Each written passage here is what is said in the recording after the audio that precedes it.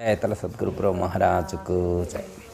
गुरुर्ब्रह्मा गुरुर्विष्णु गुरुर्देवो महेश्वरः गुरु साक्षात् परब्रह्म तस्मै श्री गुरवे नमः। श्री दक्षिणामूर्ति समारंभां श्री शिवरामदीक्षितमध्यमां श्री बुरहानार्य पर्यन्तं वंदे श्री सत्ययाक्य गुरु परंपरां। जयतल सद्गुरु प्रो महाराज को जय। ఈరోజు ప్రాణాయామం, శ్వాస విజ్ఞానం, శ్వాసకు సంబంధించి విజ్ఞానం మన సాంప్రదాయంలో మన గురువు గారు మనకు ఎలాంటి నాలెడ్జ్, మనకు ఎలాంటి జ్ఞానాన్ని సూచించారు అనేటువంటి అంశాన్ని గుర్తు చేసుకునేటువంటి ప్రయత్నం చేద్దాం.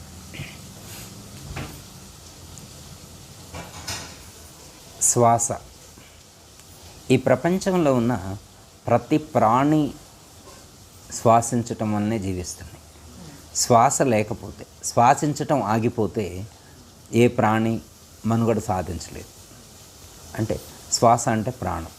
ప్రాణం లోపలికి వెళ్ళాలా, బయటికి రావాలి, లోపలికి వెళ్ళాలా, బయటికి రావాలి.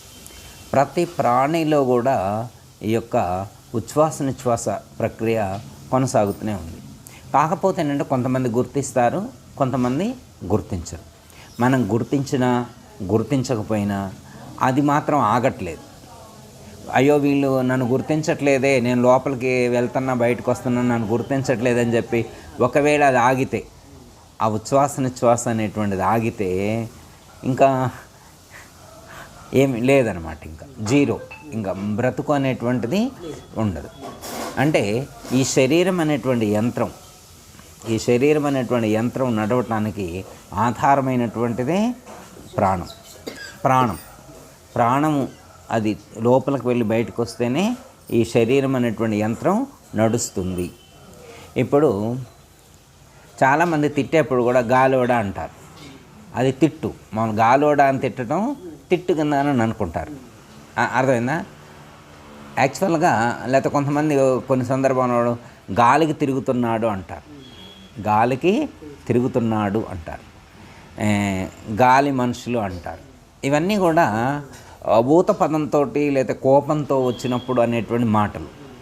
గాలివాడ అంటే గాలితో బ్రతికేవాడా అని అర్థం, గాలితో బ్రతికేటువంటి వాడా అని అర్థం అనమాట. గాలి పీల్చుకొని గాలి విడిచిపెట్టడం ద్వారా బ్రతికేవాడా అని అర్థం గాలోడంటే. గాలికి తిరుగుతున్నాడు కాదు, గాలితో తిరుగుతున్నాడు అని చెప్పాలన్నమాట. వాడు కోపంలో అట్లా అంటాడు, కానీ గాలికి తిరుగుతున్నాడంటే గాలికి తిరగటం కాదు, గాలితో తిరుగుతున్నాడు. గాలి తీసుకోవటం ద్వారా, అంటే ప్రాణాన్ని పీల్చుకోవటం ద్వారా, ప్రాణాన్ని తీసుకోవటం ద్వారా వాళ్ళు తిరుగుతున్నారు. అంటే ఆ గాలిలోనే చరిస్తున్నారు, గాలితోనే చరిస్తున్నారు అని అర్థం అన్నమాట. అర్థమైందా? ఇది మరి ప్రతి ఒక్కరిలో కూడా ఈ ప్రాణాయామం జరుగుతూనే ఉంది కదా, ప్రాణం లోపలికి వెళ్ళటం జరుగుతుంది కదా. ఎప్పటి నుంచి జరుగుతుంది మన శరీరంలో, ఎప్పటి నుంచి జరుగుతుంది అంటే మన తల్లి గర్భంలో ఉన్నప్పుడు మనకు అవగాహన లేదు. పుట్టిన క్షణం కాడి నుంచి మరణించే చివరి శ్వాస వరకు, మరణించే చివరి క్షణం వరకు కూడా మనలో ఈ యొక్క ఉచ్ఛ్వాస నిశ్వాస ప్రక్రియ కొనసాగుతూనే ఉంది. ఒక్కరోజు కూడా ఇది ఆగింది లేదు. అయితే ఇది లోపలికి వెళ్తుంది కదా, ఈ లోపలికి ఎక్కడ వరకు వెళ్తుంది, బయటకు వస్తుంది కదా, బయటికి ఎక్కడ వరకు వస్తుంది, అర్థమైందా? యాక్చువల్గా మనం ఎంత పీల్చుకుంటున్నామో అంత విడిచిపెట్టగలిగితే సంపూర్ణమైన ఆరోగ్యంతో ఉంటాం, ఎన్ని సంవత్సరాలైనా బ్రతకగలుగుతారు. అర్థమైందమ్మా? మనం ఎంత ప్రాణాన్ని అయితే లోపలికి తీసుకుంటున్నామో అంతే స్థాయిలో మళ్ళీ విడిచిపెట్టగలిగితే పరిపూర్ణమైనటువంటి ఆరోగ్యంతో ఉండగలుగుతారు. కాకపోతే మనం కొంతమంది ఎక్కువ పీల్చుకొని తక్కువ విడిచిపెడతారు, కొంతమంది తక్కువ పీల్చుకొని ఎక్కువ విడిచిపెడతారు. ఎక్కువ పీల్చుకొని తక్కువ విడిచిపెట్టినా, తక్కువ తీసుకొని లేకపోతే తక్కువ విడిచిపెట్టినా, సంథింగ్ ఏది చేసినా కానీ బ్యాలెన్స్ కరెక్ట్గా లేకపోతే హెల్త్ ప్రాబ్లం అనేటువంటిది ఖచ్చితంగా వచ్చి తీరుతుంది. ఆయుర్వేదంలో దీన్ని వాతం అని చెప్తారు, వాత లక్షణం అని చెప్తారు. వాయు సంబంధమైనటువంటి ప్రాబ్లమ్స్ని వాత లక్షణం అని చెప్తారనమాట. అయితే ఈ ప్రాణం లోపలికి వెళ్ళి బయటికి రావడం వల్ల ఏం జరుగుతుంది? ఈ ప్రాణం ఎక్కడ దాకా వెళ్తుంది, అది లోపలికి వెళ్ళటం వల్ల ఏంటి ప్రయోజనం, బయటికి రావడం వల్ల ఏంటి ప్రయోజనం అనేటువంటిది ఒకసారి క్యాలిక్యులేట్ చేసుకుంటే, ఇప్పుడు మరి దీని మీద పరిశోధన చేసిందే యోగశాస్త్రం. యోగం అంటే వేరే కాదు, యోగశాస్త్రం అంటే వేరే కాదు. ఓన్లీ ఈ యొక్క ప్రాణాయామం యొక్క స్థితిగతులను అది నిర్దేశించి ఇలా చేయండి, ఇలా చేస్తే ఈ ప్రయోజనం కలుగుద్ది అని మనకు పరిపూర్ణమైనటువంటి జ్ఞానాన్ని అందించినటువంటి శాస్త్రాన్ని యోగ శాస్త్రం అని చెప్పటం అనేటువంటిది జరిగింది. అయితే అది లోపలికి ఎక్కడికి వెళ్తుంది, మనం పీల్చినప్పుడు లోపలికి వెళ్తుంది కదా, ఆ లోపలికి ఎక్కడి వరకు వెళ్తుంది అనేటువంటి దాని గురించి తెలుసుకోవాలి. దీనికోసమే ఈ మధ్యన కొన్ని యోగ సాంప్రదాయాల్లో లేకపోతే ధ్యాన మందిరాల్లో శ్వాస మీద ధ్యాస అనేటువంటిది ప్రారంభించారు. శ్వాస మీద ధ్యాస. అయితే శ్వాస మీద ధ్యాస పెట్టడం వల్ల కొంతవరకు ప్రయోజనం కలుగుతుంది, కానీ పరిపూర్ణమైనటువంటి ప్రయోజనం దాంతో చేయకూడదు. శ్వాస మీద ధ్యాస పెట్టడం వల్ల కొంతవరకు అయితే ప్రయోజనం కలుగుతుంది, అందులో ఏమాత్రం కూడా సందేహం లేదు. ఎందువల్లంటే ఉచ్ఛ్వాస నిశ్వాసలకి మనసుకి దగ్గర సంబంధం ఉంది. మన యొక్క ఉచ్ఛ్వాస నిశ్వాసలకి మనస్సుకి దగ్గర సంబంధం. ఎందుకంటే మనసు ఒక చోట మీరు నిలిపి ఉంచితే ఉచ్ఛ్వాస నిశ్వాసలు కూడా సమస్థితిలోకి వచ్చేస్తాయి. మనసు స్పీడ్గా ఉందనుకోండి, ఉచ్ఛ్వాస నిశ్వాసలు కూడా వేగంగా పెరుగుతుంది. సపోజ్ ఉదాహరణకి మీకు కోపం వచ్చిందనుకోండి, అది మనసులో ఉండేటువంటి ఒక భావోద్రేకం. ఆ కోపం వచ్చినప్పుడు మనసు ప్లస్ టెంప్ట్ అవుతుంది కదా. కోపం వచ్చినప్పుడు ఆ టెంప్ట్ అయినప్పుడు ఫిజికల్ బాడీ మీద కూడా ఆ ప్రభావం ఉంటుంది అనమాట. ఆ బ్లడ్ స్పీడ్గా తిరుగుతుంటుంది. ఉచ్ఛ్వాస నిశ్వాసాలు కూడా వేగం అవుతాయి. మనసులో కోపం వచ్చినప్పుడు కోపం శరీరంలో వస్తుందా, మనసులో వస్తుందా? మనసులో వస్తుంది. కోపం అనేటువంటిది శరీర సంబంధమైనటువంటిది కాదు, మానసిక సంబంధమైనటువంటి భావన. అర్థమైందమ్మా? కోపం అనేటువంటిది మన మనసులో కలిగినప్పుడు శరీరంలో మార్పులు వస్తాయి. ఆ శరీరంలో మార్పులు వచ్చినప్పుడు ఉచ్ఛ్వాస నిశ్వాసాల యొక్క వేగం పెరుగుతుంది. అర్థమైందమ్మా? అంటే మనసులో మార్పు వస్తే శ్వాసలో మార్పు వచ్చేస్తుంది. ఒకవేళ మీరు ఉచ్ఛ్వాస నిశ్వాసన సమస్థితిలో ఉంచారనుకోండి, కోపం కూడా మనసు కూడా నిశ్చల స్థితిని పొందుతుంది. మనసు కూడా వేగాన్ని తగ్గుద్ది అనమాట. మనసు యొక్క వేగం కూడా తగ్గుద్ది. అర్థమైందమ్మా? అందుకే మనస్సుకి ఉచ్ఛ్వాస నిశ్వాసాలకి ప్రాణానికి దగ్గర సంబంధం ఉంది అని చెప్పారు.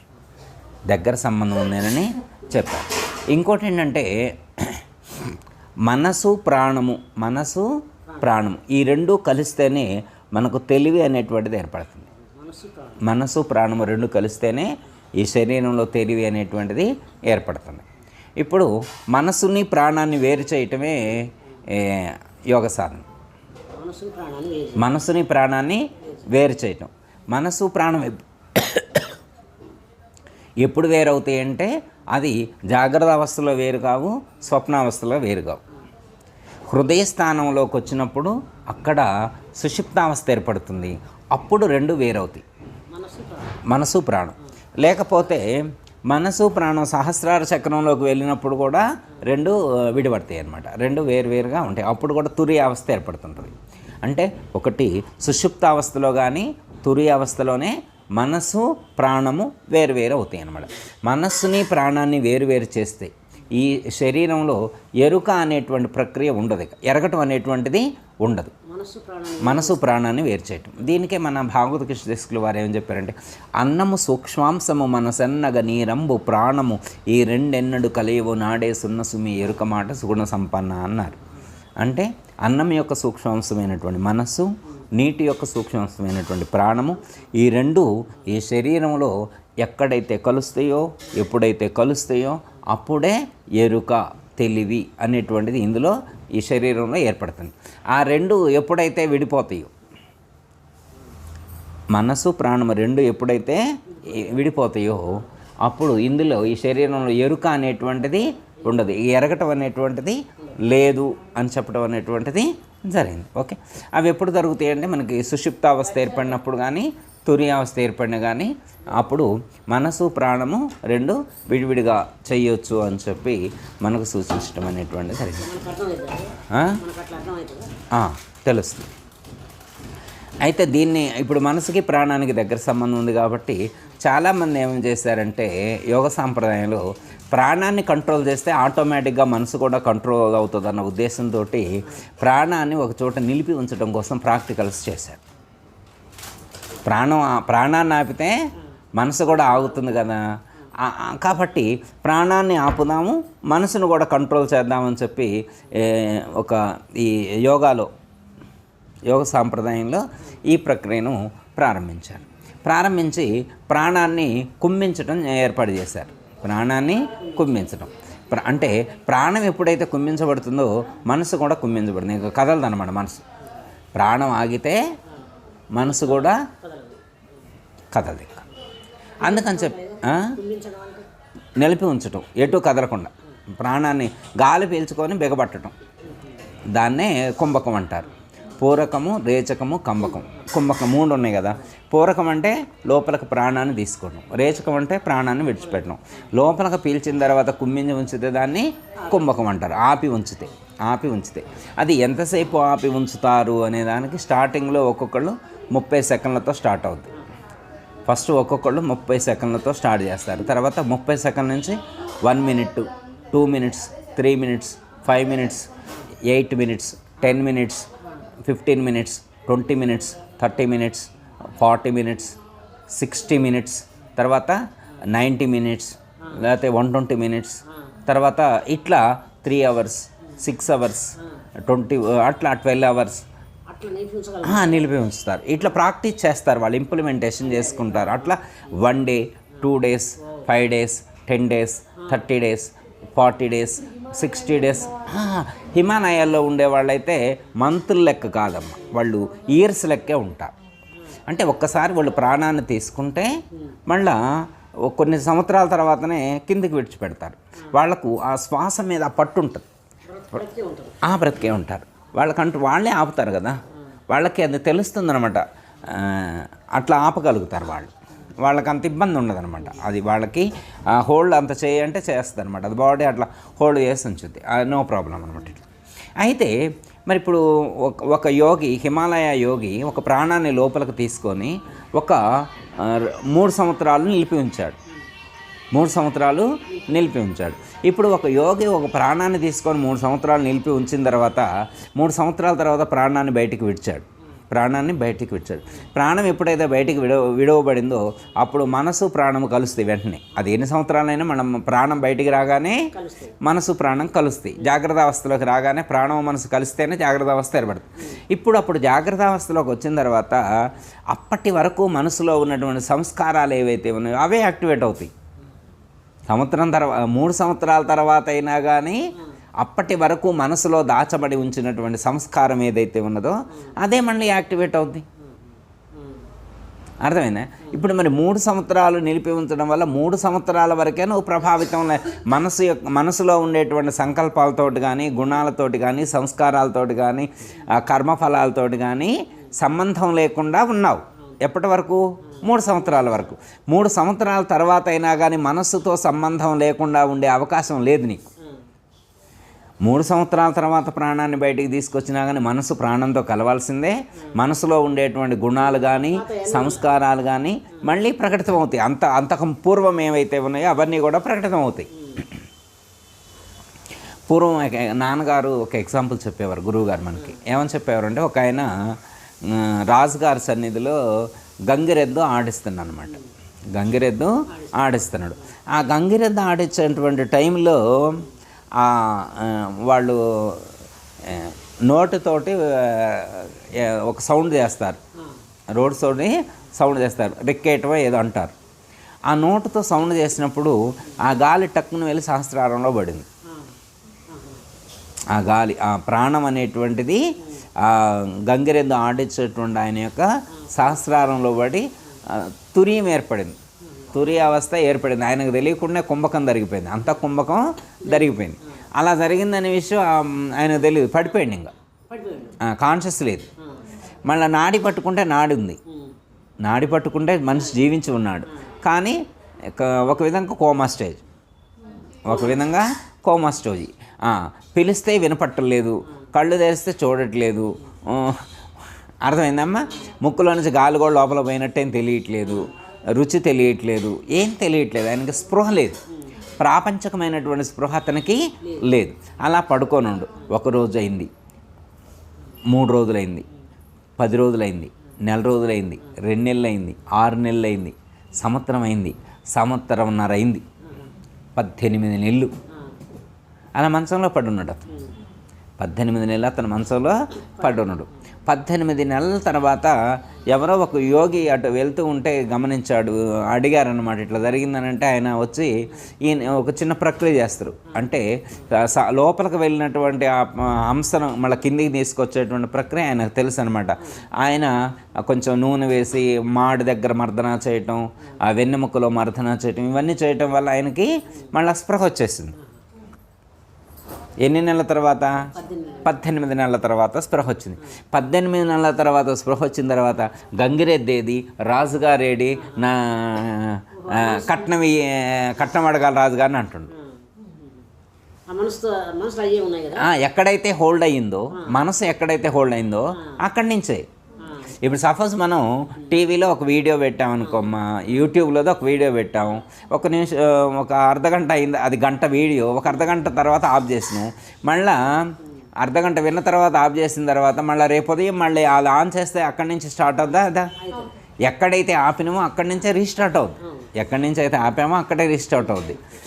ఒక టీవీలో మనం ఒక వీడియో ఒక అర్ధగంట విన్న తర్వాత మళ్ళీ కొన్ని రోజులు అయిన తర్వాత మళ్ళీ రీస్టార్ట్ చేస్తే ఎక్కడైతే ఆపినామో మళ్ళీ అక్కడి నుంచే రీస్టార్ట్ అవుతున్నట్లుగా లోపల ఉన్నటువంటి మనసు అనేటువంటి డేటా కార్డు లేదా మెమరీ కార్డు మనసు అనేటువంటి మెమరీ కార్డులో కూడా ఎక్కడ వరకైతే సంస్కారం నడిచిందో అక్కడి నుంచే మళ్ళీ రీస్టార్ట్ అవుతుంది, అక్కడి నుంచే రీస్టార్ట్ అవుద్ది.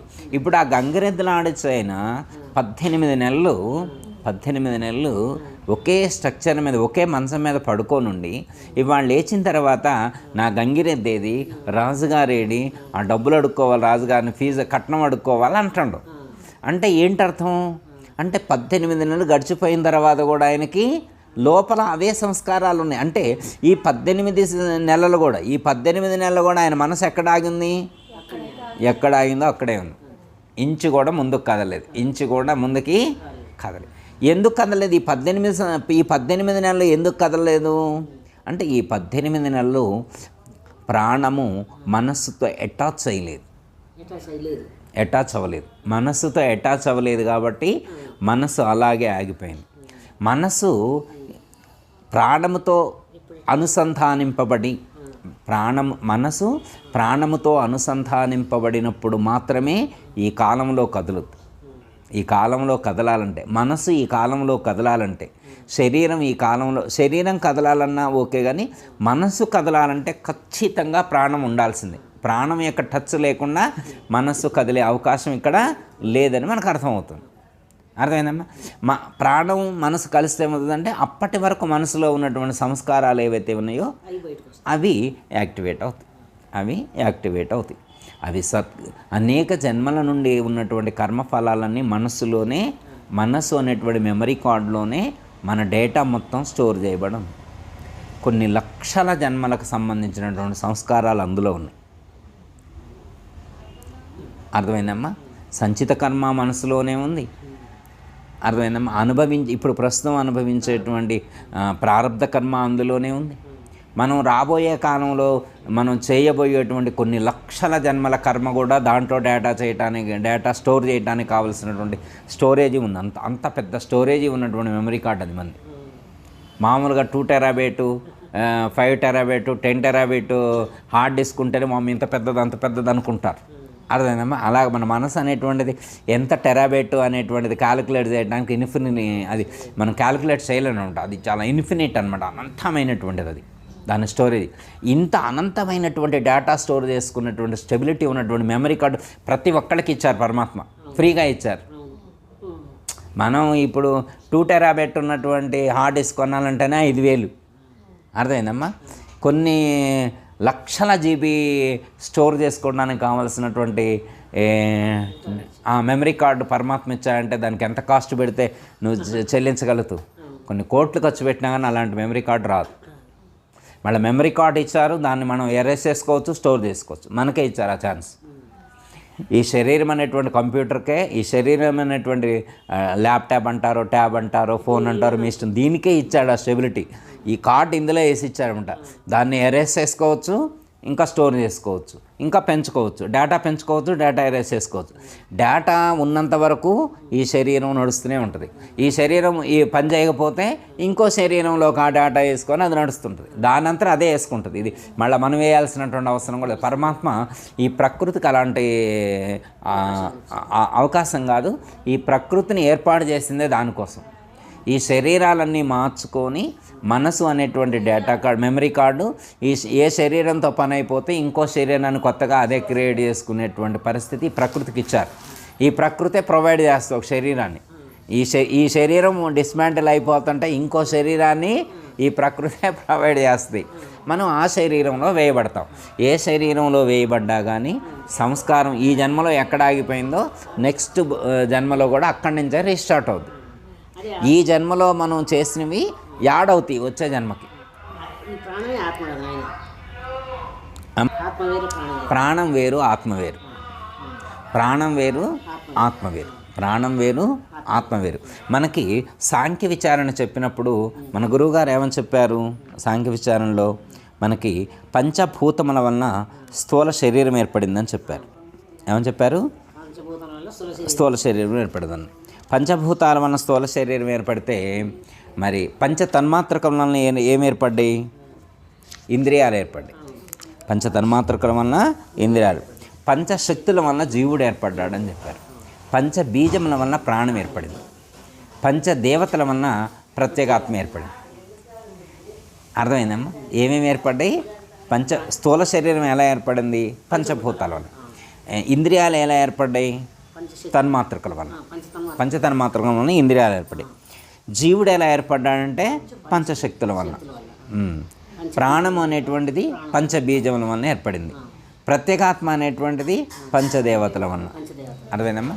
పంచభూతాల వలన స్థూల శరీరము, పంచ తన్మాత్రకల వలన ఇంద్రియాలు, పంచశక్తుల వలన జీవుడు, పంచబీజముల వలన ప్రాణము, పంచదేవతల వలన ప్రత్యేగాత్మ. స్థూల శరీరము, ఇంద్రియాలు, జీవుడు, ప్రాణము, ప్రత్యేగాత్మ. ఇవి సెపరేట్. ఇవి సెపరేట్ అనమాట. ఇక్కడ చెప్పబడేటువంటి ప్రాణం అనేటువంటిది, మనస్సు అనేటువంటిది రెండు కలిస్తేనే ఎరుక అనేటువంటిది ఉంటుంది. ఇప్పుడు ఎరుక, తెలివి అనేటువంటిది ఉంటుందన్నమాట. గుర్తించగలుగుతున్నాం. లేకపోతే ప్రజ్ఞం ఉండదన్నమాట. ఎరుక అనేటువంటిది ఉండదన్నమాట. ఎరగలేమన్నమాట ఈ రెండు లేకపోతే. ఇప్పుడు అతనికి ఆ గంగిరెద్దు ఆడిచ్చేటువంటి ఆయనకి ఏం జరిగింది? ఆ లోపలకు ప్రాణం ఎప్పుడైతే సహస్రార చక్రానికి వెళ్ళిపోయిందో అప్పుడు మనసుతో సంబంధాన్ని కట్ అయిపోయింది. మనసుతో సంబంధం కట్ అయిపోయేసరికి ఎరుకను కోల్పోయింది. ఎన్ని సంవత్సరాలు జీవించే ఉన్నాడు కానీ మనసు యాక్టివేషన్లో లేదు. మనసు యాక్టివేషన్లో లేకపోతే మనసులో ఉన్న కర్మఫలాలు కదలవిగా. మనసులో కర్మఫలాలు కదలు. మళ్ళీ ఎప్పుడైతే మనసు ప్రాణంతో అనుసంధానమైందో అప్పుడు మళ్ళీ మనసు రీస్టార్ట్ అవుతుంది. మనసులో ఉన్నటువంటి సంస్కారాలు రీస్టార్ట్ అవుతాయి, యాక్టివేట్ అవుతాయి. ఇంకప్పటి నుంచి మళ్ళీ అనుభవంలోకి వస్తాయి అన్నమాట. మళ్ళీ ఈ యొక్క కర్మ పరంపర, జన్మ పరంపర ఇవన్నీ కొనసాగుతూ ఉంటాయి. ఓకే. అందుకని అంటే ప్రాణాయామం చేసేటువంటి వాళ్ళు కానీ యోగ సాంప్రదాయంలో ఉండేటువంటి వాళ్ళు ఏంటంటే వాళ్ళకు తెలిసిన జ్ఞానంతో వాళ్ళు ఇలా ప్రాణాన్ని కంట్రోల్ చేస్తే మోక్షం వస్తుంది అనేటువంటి పద్ధతిలో, ఎందుకంటే మనసు ఉండదు కదా, ప్రాణాన్ని కంట్రోల్ చేస్తే మనసు ఉండదు కదా అనే ఉద్దేశంతో వాళ్ళు ప్రాణాన్ని కంట్రోల్ చేయడం చేశారనమాట. ఇప్పుడు ప్రాణాన్ని కంట్రోల్ చేయడం వల్ల ఏమైంది? ప్రాణం కంట్రోల్ చేశారు. సపోజు అలా కొన్ని సంవత్సరాలు ఉన్న తర్వాత శరీరాన్ని విడిచిపెట్టి అతను వెళ్ళాడు అనుకోండి. అయినా అతను మళ్ళీ జన్మకు వస్తాడు. ఎందుకు వస్తాడు? మరి ఆయనకి శరీరాన్ని విడిచేప్పుడు ఎరుక లేదు కదా అంటే, ఎరుక లేకపోయినా కానీ మనసు అలాగే ఉంది, మనసులో ఉన్న సంస్కారాలు అలాగే ఉన్నాయి. అర్థమైందమ్మా? ఎందుకంటే బీజం అలాగే ఉంది. శరీరం అనేటువంటి చెట్టు మొలకెత్తడానికి, శరీరం అనేటువంటి వృక్షం వృద్ధి చెందటానికి, మొలకెత్తడానికి కావలసినటువంటి మనసు అనేటువంటి బీజము, అందులో ఉన్నటువంటి సంస్కారాలు అనేటువంటి అంకురం ఉన్నంత వరకు కూడా జన్మకు వస్తూనే ఉంటాం. అందుకే మన భగవద్గీతలో శ్రీకృష్ణ పరమాత్మ దీన్ని ఇంకా పూర్తి స్థాయిలో చెప్పారనమాట. పూర్తి స్థాయిలో చెప్పారు. ఏమని చెప్పారంటే కేవలం ప్రాణాయామం ఒక్కటే కాదు, జ్ఞానం కూడా కావాలన్నారు.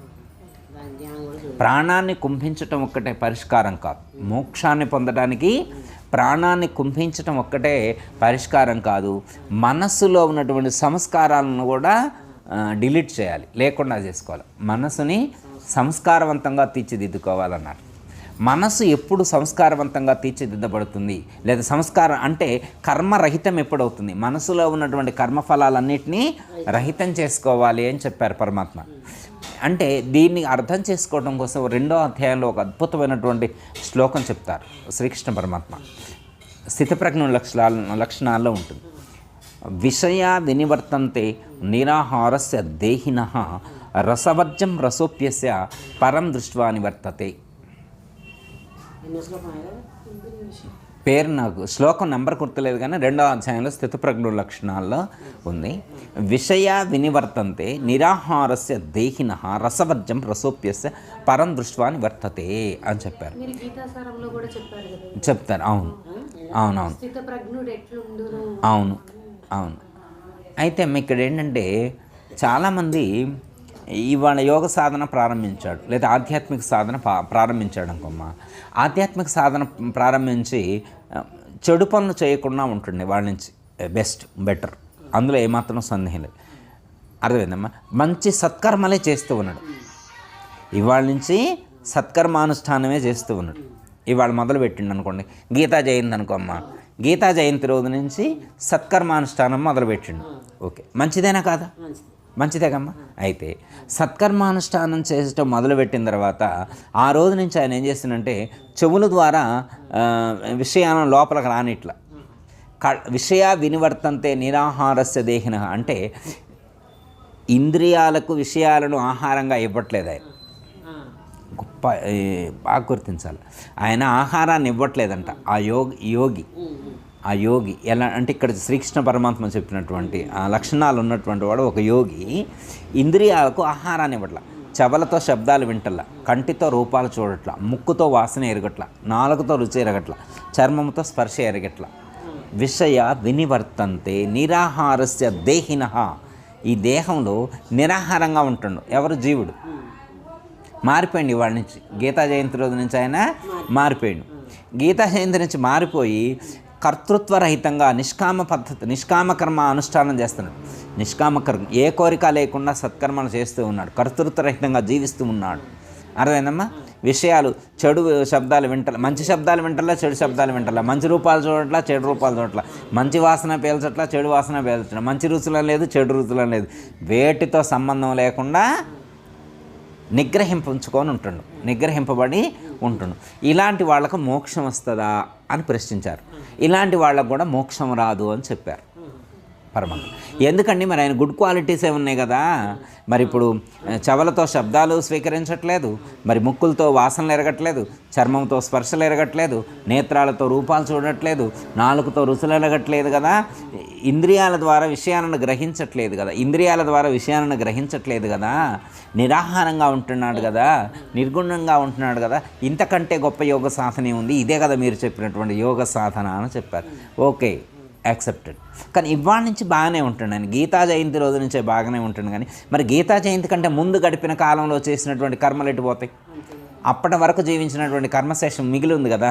అంతకుముందు ఈ జన్మలో చేస్తుంది, అంతకుముందు గత జన్మల్లో ఎన్నో రకాలైనటువంటి కర్మలు చేసి కర్మఫలాలని అనుభూతమర్చుకొని సంస్కార రూపంగా, అవన్నీ లోపలే సంస్కార రూపంగా ఉంటాయి కదా. మరి అవన్నీ లోపల ఉన్నప్పుడు అవన్నీ సంచిత కర్మలు కదా. సంచిత కర్మలన్నీ అలాగే ఉన్నప్పుడు నీవు ఈరోజు ఆగామి కర్మ లేకుండా చేసుకోగలిగినావు, కానీ సంచిత కర్మ అలాగే ఉంది కదా. మరి సంచిత కర్మ దగ్ధం కాకుండా జన్మరహితం ఎలా అవుతుంది? మోక్షం ఎలా వస్తుంది? అందుకే చెప్పారనమాట, విషయ వినివర్తంతే నిరాహారస్య దేహినః రసవర్జం రసోప్యస్య పరం దృష్ట్వా నివర్తతే. పరమాత్మను దర్శించినటువంటి వారికి మాత్రమే సంచిత కర్మ నశిస్తుంది అని చెప్పారు. పరమాత్మ యొక్క దర్శనం కాకుండా పరమాత్మను దర్శించకుండా ఈ యొక్క సంచిత కర్మ అనేటువంటిది దగ్ధం కానే కాదు. నువ్వు ఎన్ని ప్రాణాయామాలు చేసినా, ఎన్ని యోగాలు చేసినా, ఎన్ని ధ్యాన మార్గాల్లో ప్రవేశించినప్పటికీ, ఎంత చేసినప్పటికీ కూడా, నువ్వు ఎలాంటి ఇంద్రియ నిగ్రహం కలిగి ఉన్నప్పటికీ కూడా, మనసును కంట్రోల్ చేసుకున్నప్పటికీ కూడా, నువ్వు మనసుని ఇంద్రియాలను అన్నిటినీ నిగ్రహించుకొని నీవు ఉన్నప్పటికీ కూడా నీకు మోక్షం రాదు. ఎందుకంటే నీకు సంచిత కర్మ అలాగే ఉంది కాబట్టి. సంచితం అనేటువంటి కర్మ ఏదైతే ఉంటుందో అది పూర్తిగా నశించినప్పుడు మాత్రమే నువ్వు మోక్షాన్ని పొందుతావు అని చెప్పారు. అయితే ఇక్కడ ఏంటంటే పరమాత్మను దర్శించడం వల్ల ఎలా సంచిత కర్మ నశిస్తుంది అనేటువంటిది మనం తెలుసుకోవాలి. పరమాత్మ యొక్క దర్శనం చేత సంచిత కర్మ ఎందుకు నశిస్తుంది అంటే, మనం గత జన్మల్లో అప్పటి వరకు గురు సాంప్రదాయంలో చేరినంత వరకు, గురువు దగ్గర బ్రహ్మోపదేశాన్ని పొందినటువంటి చివరి క్షణం వరకు కూడా మన ఆలోచన ఏముంది? నేను చేస్తున్నాను అనే భావన ఉంది. నేను అంటే ఏమనుకుంటున్నాం? శరీరమే నేను అనుకుంటున్నాం. శరీరమే నేను అనే భావనతో ఇప్పటి వరకు ఇన్ని జన్మల నుండి కర్మలు చేస్తూ ఉన్నాం. అంటే మనం చేసినటువంటి కర్మఫలాలన్నీ శరీరం అనేటువంటి అకౌంట్లో ఉన్నాయి. ఇన్ని జన్మల నుంచి మనం చేసినటువంటి కర్మఫలాలని ఎవరి అకౌంట్లో ఉన్నాయి? శరీరం అకౌంట్లో ఉన్నాయి, దేహం అకౌంట్లో ఉన్నాయి. ఎప్పుడైతే నీకు పరమాత్మ యొక్క జ్ఞానం అనుభూతికి అందుతుందో, పరమాత్మ యొక్క జ్ఞానం దృఢమవుతుందో, పరమాత్మకు సంబంధించినటువంటి జ్ఞానానుభూతి కలిగినటువంటి వాడికి దేహభ్రాంతి తొలగిపోతుంది. గురువును చేరినప్పుడు, చూసినప్పుడు. అయితే ఇక్కడ ఏంటంటే ఇప్పుడు మనకు క్లారిటీ అర్థమైంది. పరమాత్మ ఏమంటే ఇప్పటి వరకు కూడా ఈ ప్రపంచంలో ఉన్న ప్రతి ఒక్క మానవుడు అనేక జన్మల నుండి చేసుకున్నటువంటి సంస్కారాలన్నీ కూడా, కర్మఫలాలన్నీ కూడా దేహం అనేటువంటి అకౌంట్లో ఉన్నాయని చెప్పారు. ఎప్పుడైతే దేహభావాన్ని విడిచిపెడతామో, నేను దేహం కాదు, నేను ఆత్మస్వరూపాన్ని అనేటువంటి జ్ఞానం దృఢమవుతుందో, అప్పుడు దేహానికి సంబంధించినటువంటి అకౌంట్ మొత్తం డిలీట్ అయిపోయింది. కాబట్టి అప్పుడు నువ్వు దేహంతో అటాచ్మెంట్ విడిచిపెడతావు. కాబట్టి దేహం నేను కాదు అనేటువంటి భావనతో జీవిస్తావు. కాబట్టి అప్పుడు నీకు కర్మ రహితమైపోతుంది. ఎప్పుడైతే ఆ జ్ఞానం దృఢమవుతుందో, నేను ఆత్మను అనేటువంటి జ్ఞానం, నేను బ్రహ్మము అనేటువంటి జ్ఞానం నీకు దృఢమవుతుందో, అప్పటి వరకు జన్మలు ఎత్తుతూనే ఉండాలి. ఎప్పుడైతే జ్ఞానం దృఢమవుతుందో ఇక అప్పుడు జన్మ ఎత్తాల్సినటువంటి అవసరం లేదు. ఎందుకంటే కర్మఫలం ఇంక లేదు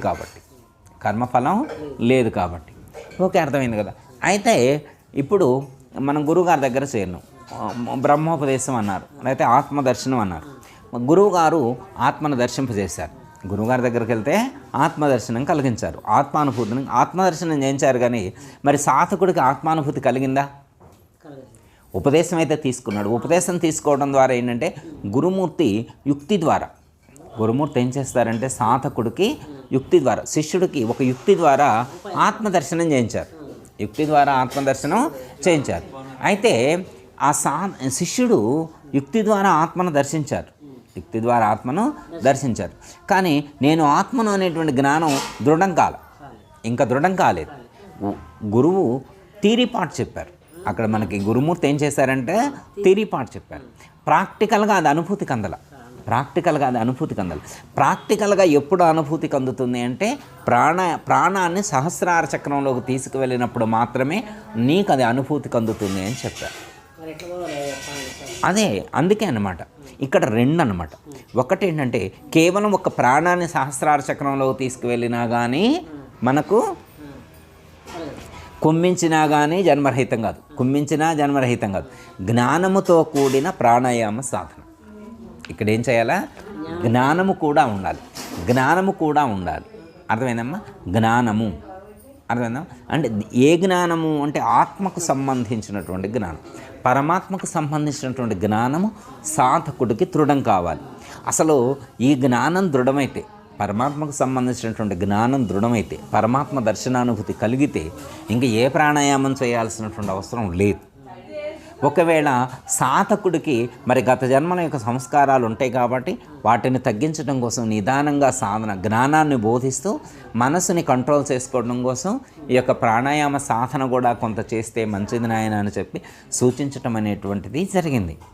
ఓకే, ఇప్పుడు మన గురువుగారు చెప్తున్నారు, ఏమని చెప్పారు? ఆత్మను దర్శిస్తే నీకు కర్మరహితం అవుతుంది అన్నారు. కర్మరహితం అయితే జన్మరహితం అవుతుంది అన్నారు.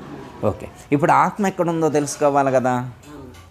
ఇప్పుడు ఆత్మను తెలుసుకొని మరి ఆత్మను చూడటానికి వెళ్ళాలా వద్దా? ఆత్మను చూడటానికి వెళ్ళాలి కదా. మరి ఆత్మను చూడటానికి వెళ్ళడం కోసమే ప్రాణాయామ సాధన చెప్పారు. అయితే మన శరీరంలో అంటే ప్రాణం ఉంది కదా, ప్రాణం రోజు లోపలికి ఎత్తుంది, బయటకు వస్తుంది కదా. అసలు అది ఎక్కడికి వెళుతుంది? లోపలికి ఎక్కడికి వెళుతుంది, మళ్ళీ ఎక్కడి నుంచి మళ్ళీ రిటర్న్ అవుతుంది. అంటే మన ప్రాణము భూమధ్య స్థానం వరకు వెళ్తుంది. ప్రాణం ఎక్కడి వరకు వెళ్తుందంటే భూమధ్య స్థానం వరకు వెళ్తుంది, మళ్ళీ అక్కడి నుంచి రిటర్న్ అవుతుంది, మళ్ళీ భూమధ్య స్థానానికి వెళ్తుంది. భూమధ్య స్థానంలోనే జీవుడు ఉండేది భూమధ్య స్థానంలోనే. ఎరుక, ఈ జాగ్రత్త అవస్థకు సంబంధించినటువంటి ఎరుక కలిగి ఉండేది అక్కడే.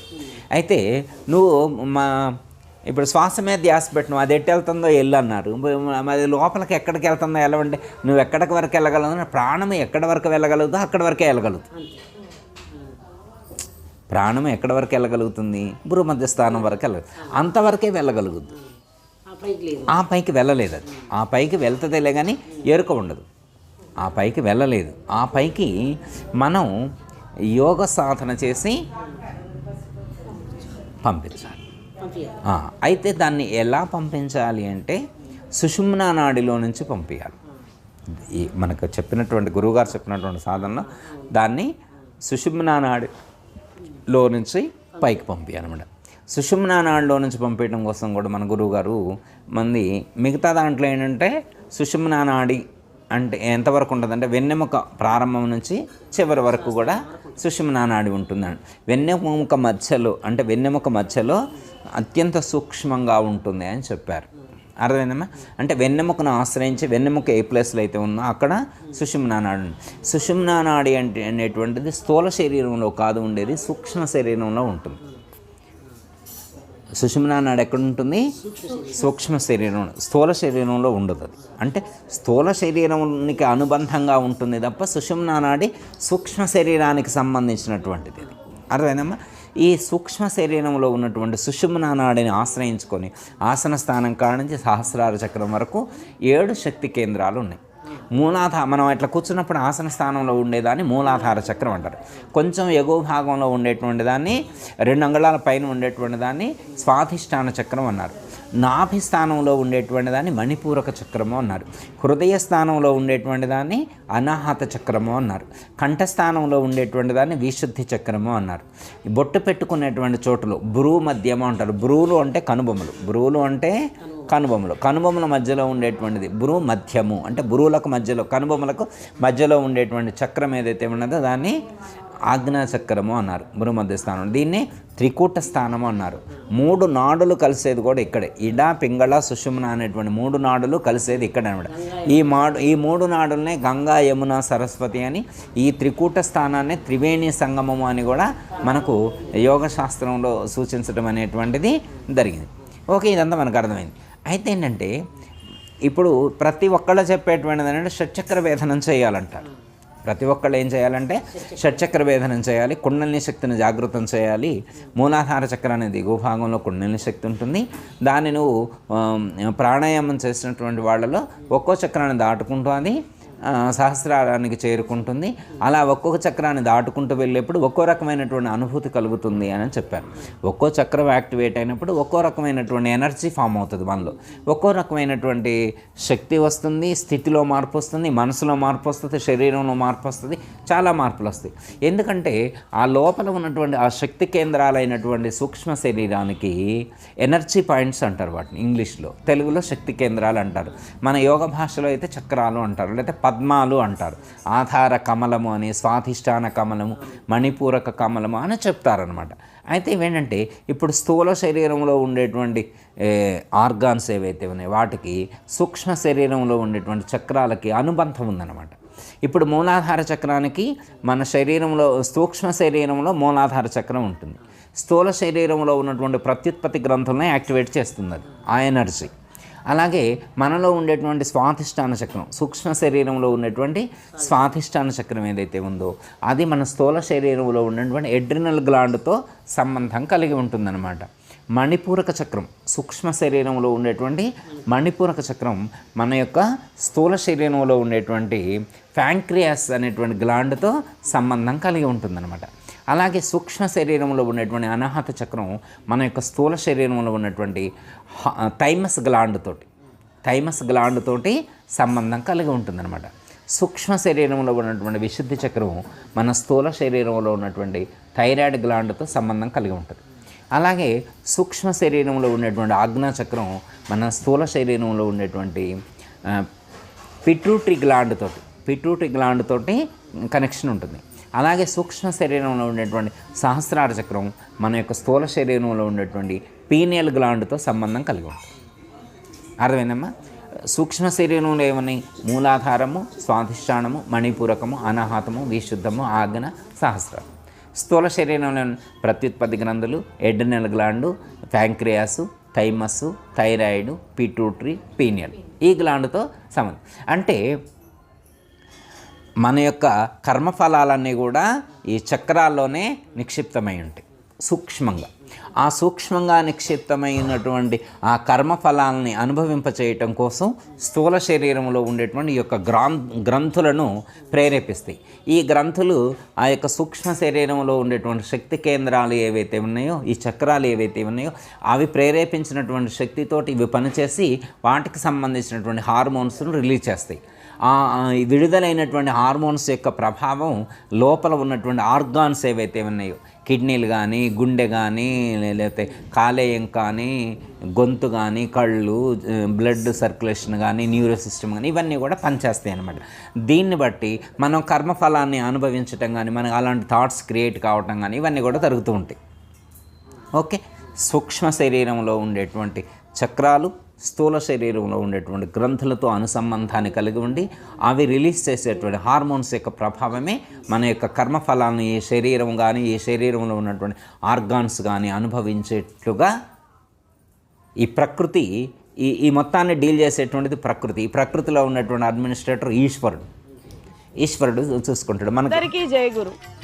మరిన్ని ఆధ్యాత్మిక రహస్యాల కోసం అచల బోధ, ఆత్మబోధ, భగవద్గీత, అలాగే పండుగల్లో దాగిన అర్థాలు, అంతరార్థాల కోసం మరియు యోగము, ధ్యానము మొదలైన అనేక ఆధ్యాత్మిక తెలుగు ప్రవచనాల కోసం క్రింద ఉన్నటువంటి రెడ్ కలర్ సబ్స్క్రైబ్ బటన్ను క్లిక్ చేయండి. అలాగే ప్రక్కనే ఉన్నటువంటి గంట సింబల్ను నొక్కండి. అలాగే ఈ వీడియో మీకు నచ్చినట్లయితే లైక్ చేయండి మరియు షేర్ చేయండి. జై గురు.